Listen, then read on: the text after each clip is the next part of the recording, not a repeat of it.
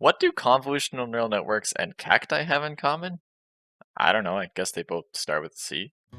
Anyways, well, in this video, we're gonna make a convolutional neural network in TensorFlow and Keras. I'll show you how to train it, as well as make predictions with it, because that part's a little bit tricky. This is essential for anyone that wants to learn deep learning, computer vision, neural networks, or just TensorFlow and Keras in general. And in this video, we'll use the fashion MNIST dataset, except really any dataset of pictures will work just fine. The best part is this isn't gonna take too much of your time. It's explained very concisely and simply, so enjoy the video, and I'll see you in there.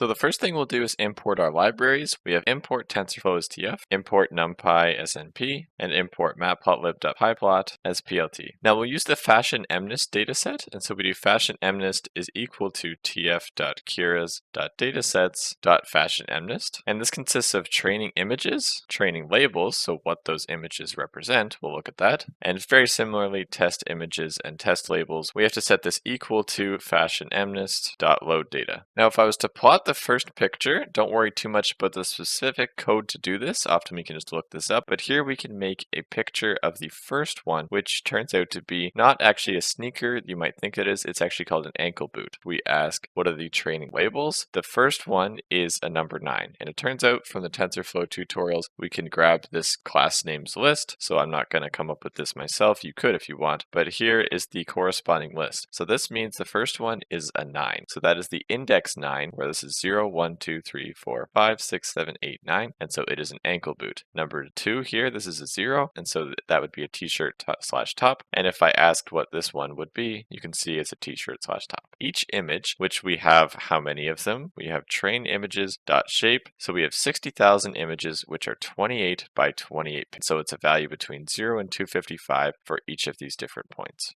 A very common step here is to pre-process the data, and so what we'll do here is train images is equal to train images divided by 255.0. So this makes it so that each of these values is not between 0 and 255, but instead between 0 and 1, which is very helpful for neural networks. We'll do the same for test images. And again, don't worry too much about this plotting code. It's not really useful to memorize how to do this, but here's a function that would graph many of the data, and we can see ankle boot is the first one, as we saw, t-shirt slash top, and lots more of them. Now here's when we actually do our TensorFlow model. So here we're going to import some TensorFlow stuff, specifically Keras stuff from tensorflow.keras.models. We generally import sequential, and then we'll get several layers. So from tensorflow.keras.layers, we're going to import input layer, reshape, conv2d, which is very important for our example. That's the main layer in convolutional neural networks, along with average pooling or possibly max pooling 2d. And we're going to do a couple more imports down here. We're going to get something called batch normalization, which basically just helps out the neural network do a better job. We'll eventually flatten this and then use dense layers like a normal neural network along with dropout for those dense layers, and we're going to convert it into a softmax at the end because our goal is to get one of these pictures and predict which label it actually is. Okay, it's going to try and predict, okay, what's the probability of it being this one? What's the probability of being this one? Now we're going to start with a base sequential model, so we'll set CNN equal to sequential, and then we'll start by adding layers. The input layer is going to be the first layer, and so it's going to take just a 28 by 28 picture here. Now it's kind of a weird concept, except what we want to add now is something called a reshape, where we convert this into 28 by 28 by 1, and all it does is wrap the inside thing around a list. That is important because this is normally just a 2D image, except often we have color images which are 28 by 28 by 3, for example. The 3 is going to be fixed because it's R and G and B, and so each of these spots would actually be 3 different values. And so here we're going to make it to be 28 by 28 by 1, so it's kind of like a 3-dimensional image. Now we're going to add the very important convolution layer, so this is called conv2d, and we need to specify a couple things. We're going to do filters, which is basically the depth. Okay, so we're going to be transforming this image a bunch of times, and so here it's just one depth, but here we can specify the depth that we want, and so we'll say maybe, I don't know, 32 filters. Now we need to specify the window of this thing. So what this conv does is it's going to move this window across this thing, and so it's going to be making the image smaller after it does that. It'll be sliding a window, and after the image will be smaller. So how big a window do we want in this thing? Well, the easiest thing to do is just 2 by 2. The image would get way too small very quickly if we chose a really big window, so we'll do 2 by 2. And so we set pool size equal to 2 by 2. Now finally we need to specify how this window moves. So I said it was moving across the image like this, except by how much? Well, we can specify in both ways how much it moves, and generally we just do 1 by 1 for strides. Now after these we usually do something called average or max pooling, and so what this does is basically aggregates results, and it's going to look fairly similar here, except it's not learning anything here. This is just a function that is going to aggregate results, and so here this is where we'd have parameters to learn, but an average pooling is just going to be some function. The term is downsamples, which is just going to decrease the size of the image, but it also does this in a type of window format where we specify the pool size. And so again, we'll choose 2 by 2. So this is going to slide a 2 by 2 window across this thing. And similarly, it has a strides, which we're going to set equal to 1 by 1 again. Generally, we follow these up with something called a batch normalization, which is just going to help the neural network.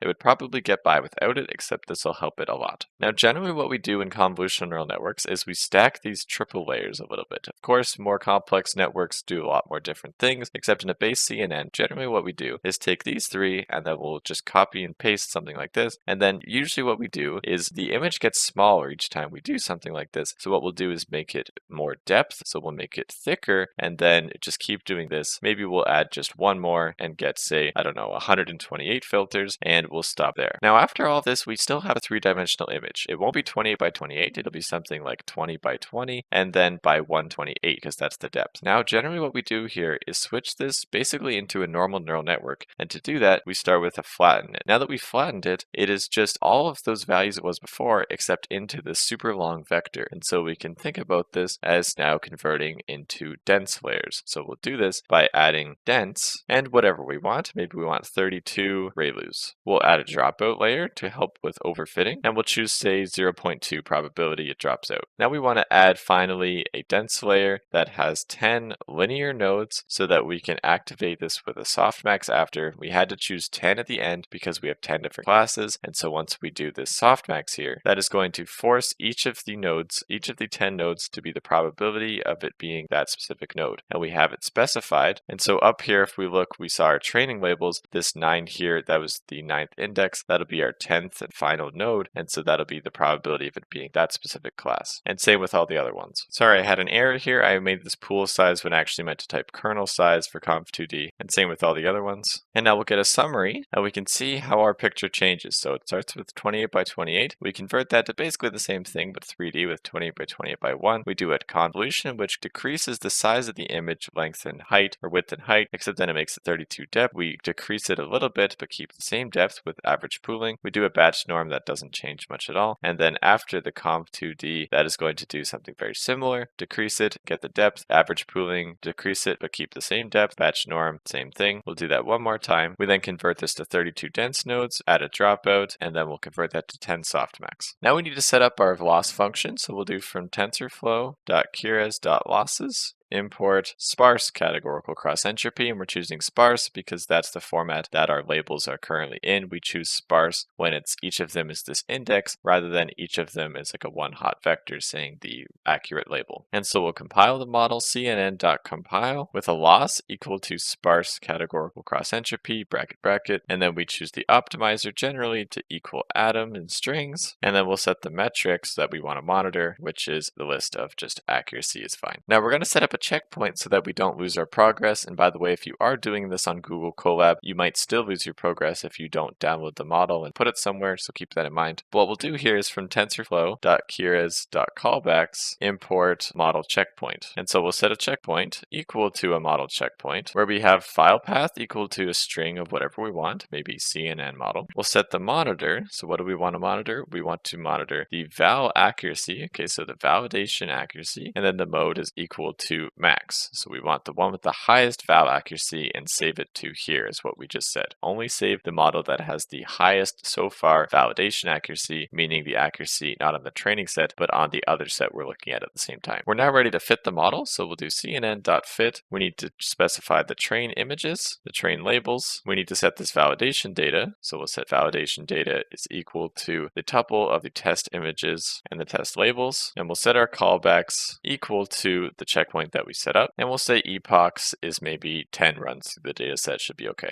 So if you are running this on Colab, you'll see it's running pretty slowly, although the accuracy is definitely going up. But I have it set up on my computer with a good GPU and CUDA installed, so I'm going to switch over to my notebook and just show you the results afterwards. Okay, so here's a little bit of the accuracy going so far. So we have accuracy of 73% on the training set first, then 81%, and then 79, and then 84. So what we can see here is actually that the training is lower than the validation, and the reason for that is because in validation accuracy, when we're measuring that, we actually have full access to the model, as in the dropout is not occurring, all nodes are using, but in training it's limited to whatever nodes happen to randomly not drop out, aka about 80% of them, and so it might be a little bit worse on the training accuracy. But in the end, we get to some accuracy that's going to be about 85-86% on the validation accuracy as well as the training accuracy. Now, understandably, this is taking a long time, and so if you didn't want it to take that long, we can do a lot of different things like decrease the number of filters here. We can decrease the number of these triple layers as a whole. We don't necessarily need this whole thing or this whole thing at all, or we could just specify less filters, and in the dense, we could specify less dense neurons as well. And yeah, I'm letting that chug away, but that's the end of the model, so it should end up here in CNN model. We can download that and keep that if you want it. So what I did off screen was on my own computer, saved that model, and then actually made it a zip folder, and so I put that zip folder onto Google Colab with upload here, and now I'm going to unzip it with simply exclamation, unzip, and then CNN model.zip. And as you can see, it's right over here. And so we can do from tensorflow.keras.models, import load model, and then we just get CNN model back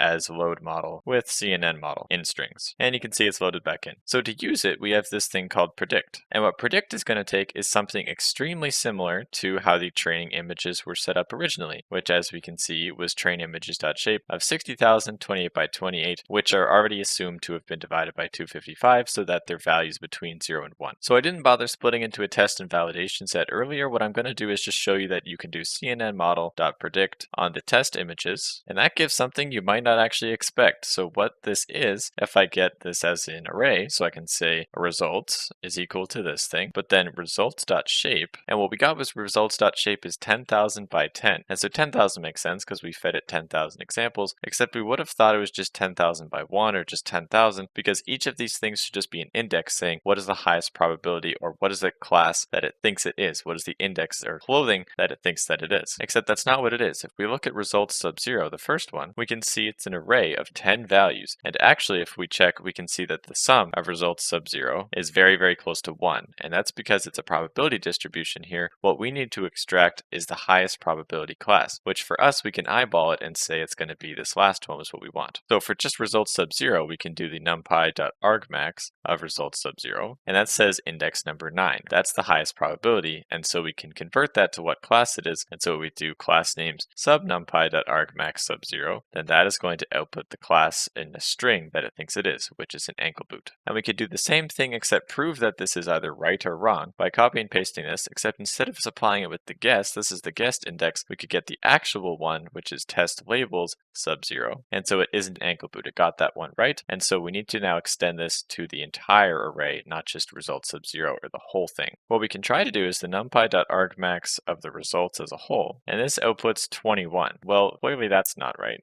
We need to add in this thing called axis and set that equal to 1. And now if we look at this thing, it looks right. If we ask the shape of this thing as well, we can see that this is the shape of 10,000. Okay, so each of these now are the index according to what it thought it was. And if we compare what it got with what it should have been, we should see an accuracy of about 86% because that's what we saw up here. At least it would have been if that's actually finished. We could do this very simply by doing the difference between these two things. So here's our guesses, and we can set this equal to, we'll say guesses is equal to this thing, and then just for fun, we'll output instead the guesses.shape is 10,000. We'll get rid of that. Now we can check if the predictions are the same as the actual answers by doing guesses is equal to the test labels. And so this gives an array of either trues and falses. And we can very quickly turn this into an accuracy by if we do the sum, that'll only do the sum of the trues. And then if we divide that by the length of the guesses, then we can see that that's 86% as we saw before. So this is how you might go ahead and use this if you're actually trying to use your model in production. If you liked the video, please drop a like and subscribe to the channel if you're not already, and I will see you in the next video.